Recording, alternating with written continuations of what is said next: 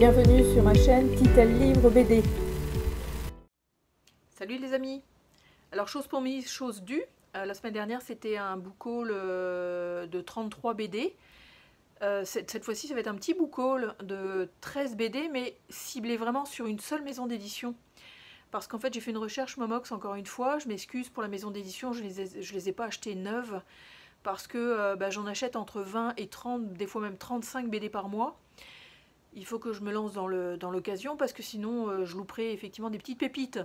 Donc là j'ai effectivement fait une recherche Momox, donc désolé pour les auteurs, mais moi ça me donne la possibilité de découvrir des pattes graphiques, des nouveautés, des façons de faire qui sont complètement différentes du classique, disons.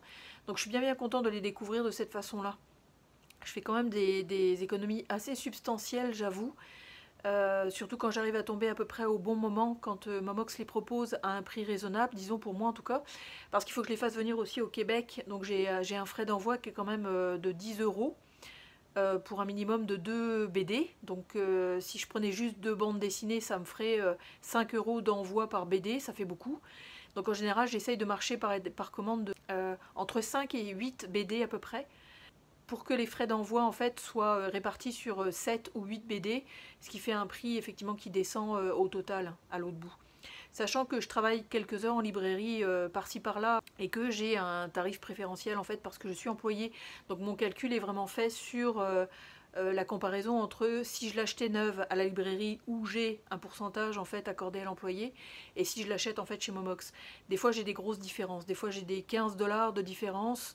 Que si je l'achetais neuve, des fois c'est 5 $, mais c'est souvent ça tourne autour de 15, parfois 20, 25 $ en fait de différence. Donc forcément j'achète chez Momox, c'est certain parce que c'est vraiment avantageux. C'est sûr que j'ai le risque, encore une fois, que la BD arrive un petit peu abîmée, un petit peu beaucoup même des fois.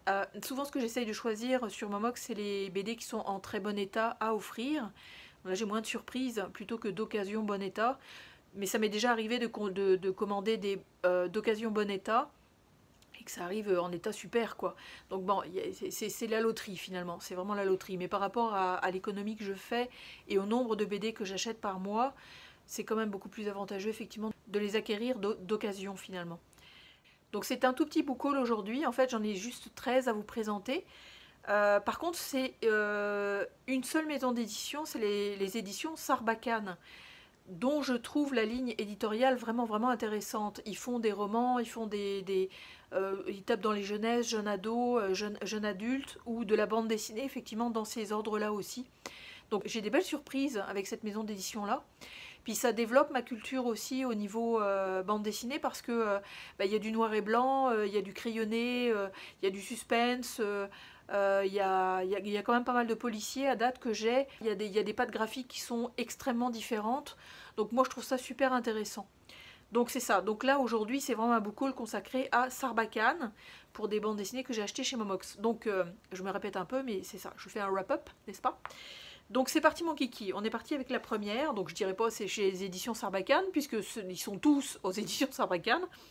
Mais là c'est scénarisé et dessiné par David de Thuin et ça s'appelle Autreville. Alors j'ai du pot parce qu'effectivement elle est sortie super récemment, puis il y a déjà quelqu'un qui s'en est débarrassé, va comprendre pourquoi, j'en sais rien, je m'en fous, j'en profite. Puis vous voyez effectivement je l'ai eu pour 13,99 € incluant les frais d'envoi. Puis là d'après ce que j'ai entendu sur les réseaux sociaux, c'est une bande dessinée qui est vraiment intéressante parce que malgré le dessin qui fait un petit peu cartoon et simple, le propos est quand même assez profond. Je crois qu'on va suivre en fait un personnage qui a l'air de revêtir la forme d'un canard, qui va retourner dans sa ville effectivement d'enfance et il va recroiser des potes.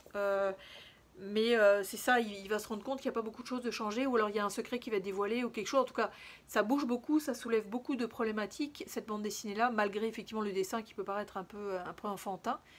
Mais c'est ça, donc ça j'avais hâte de la découvrir et j'ai eu le pot effectivement de la découvrir sur Momox, donc alléluia. Ensuite, scénarisé et dessiné par Nina 6. Ça s'appelle La Mousse. Donc c'est une petite BD comme ça qui paye pas de mine.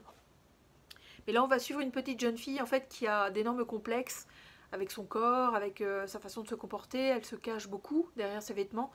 Puis je pense qu'il y a des choses qui vont arriver par rapport à... il y a une espèce de truc bizarre. Tous les matins, c'est avec la boule au ventre et des vêtements trop larges pour cacher son corps, peu formé, qu'elle part au collège. Mais ce jour-là, quelque chose a changé dans l'air, elle le sent. Et pour cause, non seulement les compteurs météorologiques s'affolent et prédisent l'arrivée imminente d'une tempête gigantesque, mais une mousse qui paraît étrangement vivante a recouvert tout le vieux pipeline désaffecté qui encercle la ville. Donc on dirait qu'il y a une symbolique qui va s'embarquer là-dedans avec un petit côté science-fiction. Donc ça va être intéressant. Le dessin est vraiment joli comme tout. C'est des jolies couleurs, très ton pastel avec différentes couleurs en fonction effectivement encore une fois des actions. Donc c'est chouette comme tout, ça a l'air tout léger, tout mignon. Ça va être encore une belle découverte je pense au niveau intériorisation et être. Comment se comporter en étant une petite jeune fille. Donc ça, et je vous dis il y a des styles vraiment différents chez Sarbacane parce que là on passe à, alors, bon je ne sais pas qui scénarise et qui dessine, mais c'est Rukiata Ouedraogo, je pense que c'est la scénariste, et Aude Massot qui doit dessiner, parce que là on parle de Ouagadougou pressé. Je pense que je vais me marrer un petit peu. Ça a l'air d'être sur un ton humoristique, un peu léger, mais en parlant d'un sujet quand même assez important. Donc c'est dans sa chambre de bonne du 18e arrondissement, donc à Paris. Rukiata fait son sac. Demain, elle rentre chez elle au Burkina Faso. Entre jolies robes colorées made in Paname Tati que s'arracheront ses cousines et le grille-pain de fente avec tiroir ramasse-miettes à offrir à sa mère, que prendre, que choisir, que laisser.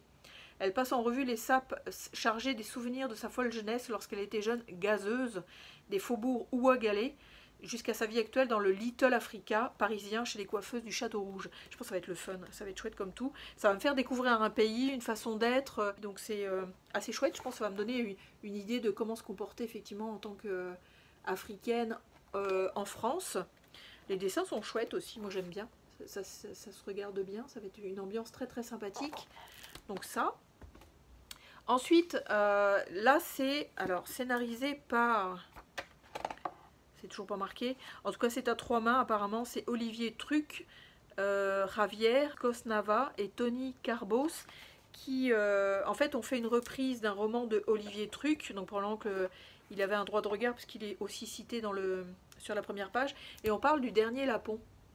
Ça va être chouette ça aussi, puis j'aime beaucoup l'aspect éditorial parce que c'est doudou, c'est pas verni, et puis ici c'est tout en tissu, donc ça fait vraiment chouette. Puis là en fait je pense qu'il y a un mélange de, là on est effectivement au pays des Lapons, ça c'est certain. Il y a deux affaires en fait qui sont liées entre un tambour sacré qui a été dérobé et un éleveur de rennes assassiné, donc ça va être le fun je pense. Puis j'adore le dessin. C'est tout en crayonné, gris-bleu, c'est chouette comme tout, vraiment, c'est super joli, super joli. Ouais, je pense qu'il va y avoir toute une ambiance, je vais aussi découvrir un pays effectivement avec cette bande dessinée-là, donc ça va être vraiment intéressant. J'ai hâte de lire ça aussi, on va voir. On reste dans des enquêtes policières là qui font un petit peu plus américanisées, je dirais. C'est d'après un roman de Ron Rash, d'où l'américanisé j'imagine, puis c'est scénarisé et dessiné par Michel Folletti, et là on parle de Un pied au paradis. Ça faisait un petit bout de temps que j'avais repéré cette bande dessinée là, mais je m'étais pas lancée effectivement. Alors comme je parlais de Momox, c'est que occasion où ça arrive dans des colis puis ça vient jusqu'au Québec, elle est vraiment abîmée ici, j'ai colorié parce que ça faisait du blanc et c'était moche, donc c'est ça, il peut y avoir des petits risques comme je vous en parlais au départ. Puis là, Un pied au paradis, effectivement, c'est une enquête policière, je pense. C'est vraiment une enquête policière. Le dessin est un peu particulier, encore une fois, mais je vous dis, ça me fait vraiment découvrir des pattes graphiques complètement différentes. Ça donne ça aussi. Là, ça se passe à Appalaches du Sud, début des années 50. En plus, c'est effectivement sur une époque qui n'est pas la nôtre. Une ancienne terre Cherokee en passe d'être à jamais enlevée à ses habitants. Une compagnie d'électricité rachète peu à peu tous les terrains de la vallée afin d'y construire une retenue d'eau. Un jeune vétéran de la guerre de Corée disparaît mystérieusement. Pour sa mère, il a été tué. Elle ne l'a pas vu revenir à midi, mais a entendu un coup de feu chez le voisin, un paysan pauvre sur le point d'être expulsé. Le shérif Alexander, originaire du coin mais qui vit désormais en ville, retourne sur les terres de son enfance pour démêler la vérité. Ça va être, je pense que ça va être encore très humain, très... non, vraiment, c'est des belles couleurs, encore une fois, très chaudes. On va voir ce que ça va donner. Donc j'ai hâte aussi de le lire. Alors ensuite, le titre m'a un petit peu intriguée, parce que, encore une fois, c'est d'après un roman, donc le roman Lazarus d'Emmanuel Dadoun. Et c'est scénarisé et dessiné par Sylvain Escalon. Et on parle de Les zombies n'existent pas. Alors il n'y a pas vraiment de résumé. C'est marqué à l'arrière, c'est marqué serial killer, violent, mystérieux, cruel, tortueux, machiavélique, minéral, morbide, sanglant, vicieux, noir, effrayant. J'adore. Vous m'avez happé déjà rien qu'avec des mots comme ça. Et c'est du noir et blanc. Donc on va voir ce que ça va donner. C'est du noir et blanc. Ça a l'air d'être très suspense, étrange, bizarre. Ouais, c'est ça, il y a l'air d'y avoir des choses qui se passent, puis qui sont vraiment bizarroïdes. Donc j'ai hâte de lire ça aussi. Alors ce qu'il faut savoir aussi, c'est que chaque bande dessinée est quand même assez épaisse. Donc c'est pas juste 48 pages, celle-là elle fait comme 130 pages. Donc c'est ça, donc c'est du bon matos. Puis là en fait on est encore... non. Cette fois-ci, en fait, on est en 1920 à New York. Il y a marqué l'heure de la vengeance a sonné pour Italo Serpio. Et là, c'est scénarisé. Alors, est-ce que c'est... Oui, scénarisé par Lorenzo Palloni. Et les dessins sont réalisés par Andrea Timo. Et c'est The Corner. Alors, c'est marrant d'avoir un titre en anglais, évidemment. Mais ça parle, en fait, des dizaines de corps sont étendus là, sur le quai. Italo Serpio a été convoqué par la police pour reconnaître l'un d'entre eux. Le Maccabée est celui de Savino, son frère aîné, qu'il n'a pas vu depuis qu'il a quitté l'Italie 10 ans plus tôt.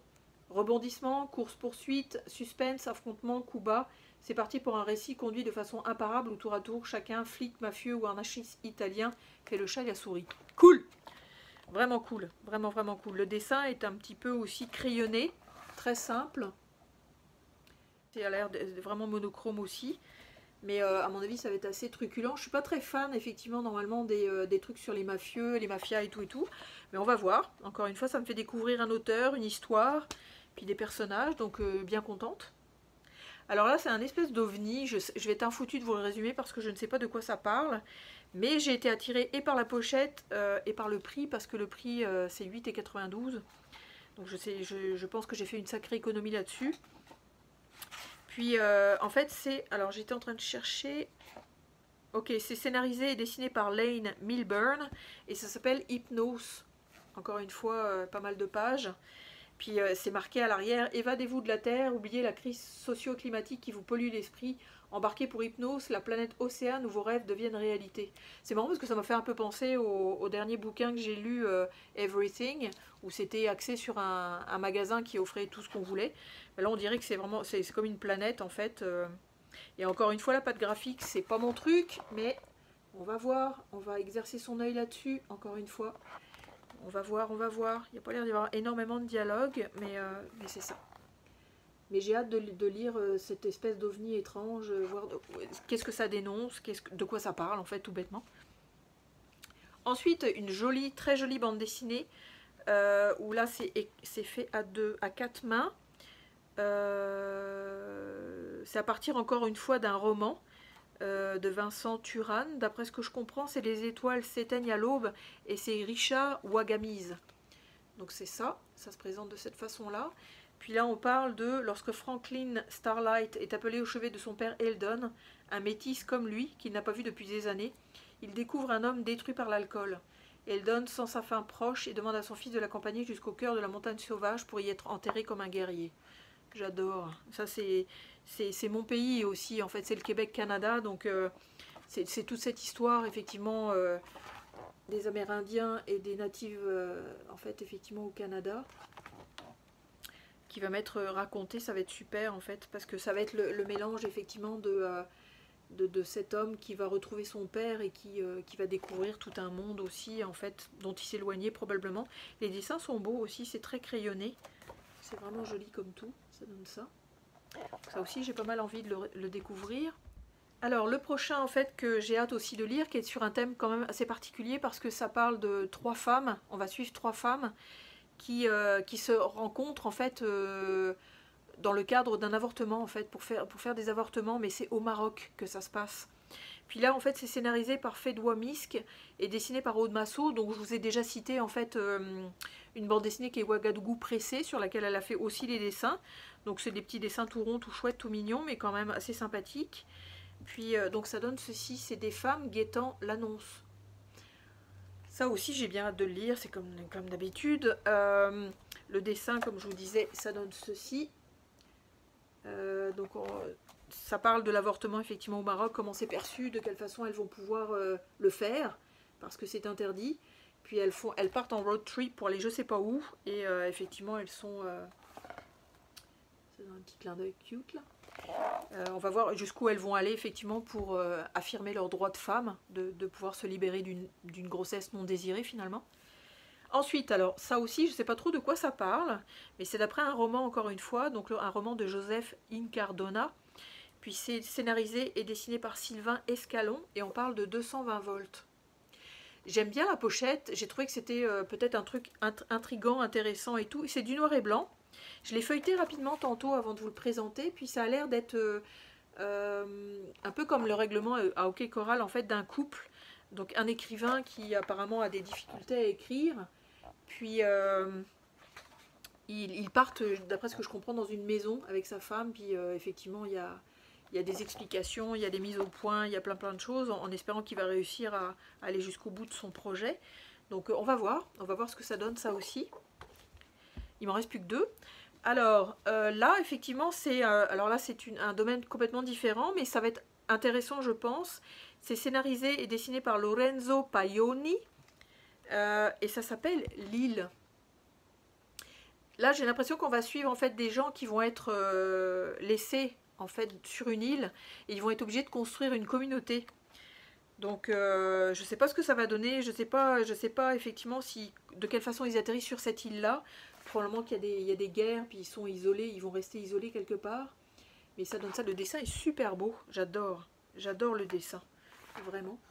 Celui-là par contre il me parle beaucoup. Donc ça aussi c'est une histoire que j'ai hâte de découvrir effectivement. Donc sur l'île, 2 camps s'affrontent, un seul va survivre.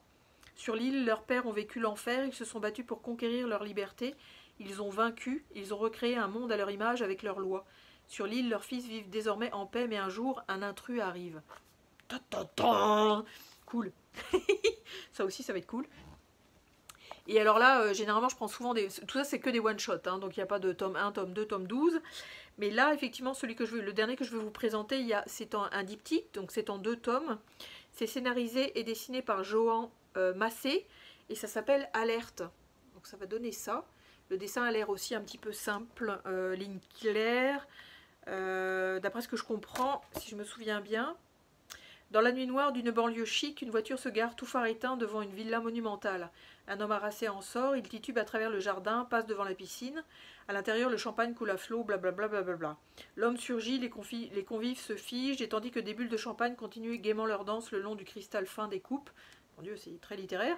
Il braque un revolver sur Cathy Charlier, la chercheuse qui a mis au point l'antipsychotique. À mon avis, ça va être super intéressant. Encore une fois, ça va être dystopique et ou science-fiction et ou je sais pas quoi, futuriste et ou j'imagine que Alerte, pas trop à quoi ça va correspondre, mais j'ai bien hâte de le découvrir. Donc c'est ça en fait, c'est toutes ces bandes dessinées là donc que je voulais vous présenter en 2e petit book haul. Puis là, effectivement, j'ai fait une 20aine de minutes, donc je vais vous en présenter d'autres que j'ai déjà lus, mais qui sont aussi de Sarbacane, que j'ai beaucoup aimé. Je vais vous en présenter quelques-uns. Vous pourriez aller voir effectivement mes avis BD. Je vais peut-être essayer de vous mettre les références en barre d'infos ou vous mettre un petit c'est mon avis lecture numéro temps. Donc je vous avais déjà présenté, donc je ne vous referai pas le pitch, mais chez Sarbacane, c'est pour vous montrer à quel point effectivement il y a beaucoup de diversité au niveau auteur et dessin. Même au niveau effectivement présentation physique de la bande dessinée, parce qu'il y en a certaines qui sont avec du vernis sélectif, il y en a d'autres qui n'en ont pas, il y en a d'autres qui sont plus cartonnées, qui ont des dos effectivement toilés, donc c'est vraiment intéressant. Alors la première bande dessinée où j'ai eu un coup de cœur effectivement dessus, et en plus c'est un auteur étranger, donc c'est super intéressant de découvrir en fait et une patte graphique dont on n'a pas l'habitude, et aussi une mentalité différente. C'est donc scénarisé et dessiné par Nicolas Piñero, et c'est Ivo a mis les voiles. Si jamais vous avez l'occasion de lire cette bande dessinée là, allez-y. Je vais juste vous montrer effectivement le dessin, je vous montrerai juste une page par BD. Mais c'est super beau, c'est extrêmement sensé, c'est super sensible, donc c'est vraiment intéressant. Donc ça c'est une excellente BD. Ensuite on l'a vu pas mal passer effectivement sur les réseaux sociaux. Donc c'est scénarisé par El Diablo et dessiné par Gillian de Roche. Et là on parle de Carcajou. Ça se passe au Canada en plus, donc C'est une bonne BD, mais c'est vraiment le fun. C'est vraiment, vraiment le fun. Encore une fois, une patte graphique assez particulière, mais que j'ai beaucoup, beaucoup apprécié, finalement. Donc c'est ça. Donc ça fait partie d'un de mes coups de cœur 2023 aussi. Ensuite, alors là, c'est scénarisé par... il y a quand même pas mal d'Italiens, d'après ce que je vois. Stefano Nardelia et Vincenzo Bizzarri. Puis ça s'appelle Les Assiégés. Ça aussi, c'est très particulier, effectivement, mais j'ai bien aimé. Ça parle d'un jeune délinquant, en fait, qui veut se sortir d'un immeuble qui, apparemment, le garde prisonnier, plus ou moins. Il ne sait pas s'il va sortir, pas sortir. En tout cas, c'est assez tortueux et très sombre. Je vous montre, effectivement, la double page comme ça. Puis c'est... non, j'avais bien aimé ma lecture. J'avais trouvé le sujet extrêmement intéressant. Ensuite, celui-là, j'ai moins aimé, mais il faudrait que je le relise, je pense, parce que peut-être que je ne l'ai pas lu au bon moment. C'est d'après un roman de Virginia Reeves, et puis c'est Alex W. Inker, en fait, qui l'a présenté. Et on parle de Un travail comme un autre. Il y a plusieurs intervenants là-dedans, plusieurs protagonistes. Puis c'est vraiment aux États-Unis, en fait. C'est vraiment... et il va se faire emprisonner, en fait. Donc il va vivre sa vie, effectivement... il va vivre sa vie en prison. En tout cas, il va essayer... Puis c'est tout un monde. Les dessins sont vraiment particuliers avec cette couleur orange qui domine. Vraiment le fun. Mais il faudrait que je le relise, hein, effectivement à tête reposée. Ensuite, la bande dessinée que je vais vous proposer, effectivement, c'est un de mes coups de cœur aussi. J'ai beaucoup aimé. J'avais vu le film et tout. Puis lu le bouquin aussi, tant qu'à faire. Et c'est d'après un roman de Jean Hegland. Et ça s'appelle Dans la forêt. C'est scénarisé et dessiné par Lomig. C'est en noir et blanc, ça raconte l'histoire, une histoire post-apocalyptique avec deux sœurs qui se retrouvent enfermées en fait dans une cabane. Les dessins sont super beaux, les dessins sont super beaux. Il en a écrit un autre aussi qui s'appelle Au cœur des solitudes que j'avais emprunté à la bibliothèque, que j'avais beaucoup aimé aussi. J'aime beaucoup sa patte graphique effectivement, donc ça aussi c'est une recommandation que je vous fais. Ensuite, alors celle-là ça fait un petit moment que je l'ai dans ma bibliothèque. Puis c'est Nicolas Degani. Qui a écrit en fait Ceux qui brûlent. Ça c'est une BD qui est sympathique comme tout. Donc je vous disais effectivement c'est dos toilé, donc c'est vraiment beau. Puis ensuite deux policiers en fait qui vont se découvrir l'un et l'autre sur une enquête, qui vont être obligés de collaborer l'un avec l'autre, et c'est vraiment le fun. Le dessin est chouette aussi, j'aime beaucoup, j'avais beaucoup aimé. Donc ça c'est une enquête qui se déroule super bien avec plein de rebondissements et tout, vraiment sympathique. Et alors je pense que c'est une des premiers Sarbacane que j'ai dû acheter, je pense. Je me suis fait un gros plaisir en fait à l'époque parce que je l'avais acheté neuve. Alors ça c'est scénarisé, dessiné par Luca Harari et ça s'appelle La dernière rose de l'été. La BD est gigantesque, vraiment là. Si vous voulez voir Ceux qui brûlent à côté, ça donne ça là. Donc elle est vraiment gigantesque. C'est très particulier, j'ai un souvenir très vague, mais j'aime beaucoup les dessins par exemple. La mise en page, le fait que ce soit large aussi, ça prend vraiment sa place, c'est le fun.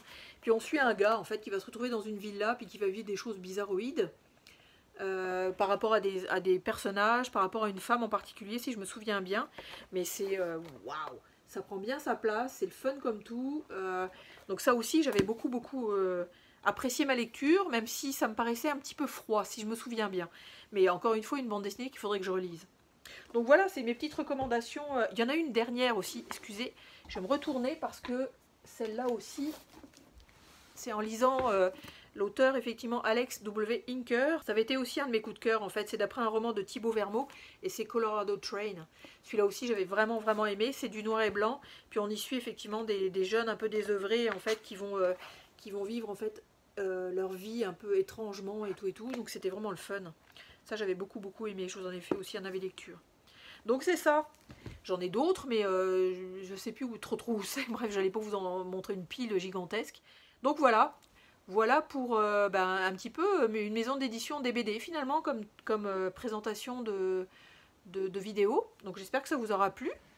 N'hésitez pas à vous abonner encore une fois, puis à liker, petit pouce, j'essaye d'inventer un bruit à chaque fois, puis mettez des commentaires aussi si vous avez des opinions sur cette maison d'édition là, puis si vous avez d'autres recommandations à me faire encore une fois. Donc c'est ça, c'est tout. Je vais vous souhaiter d'excellentes lectures BD, et chez Sarbacane et toutes les autres maisons d'édition, et je vous dis à très bientôt. Salut!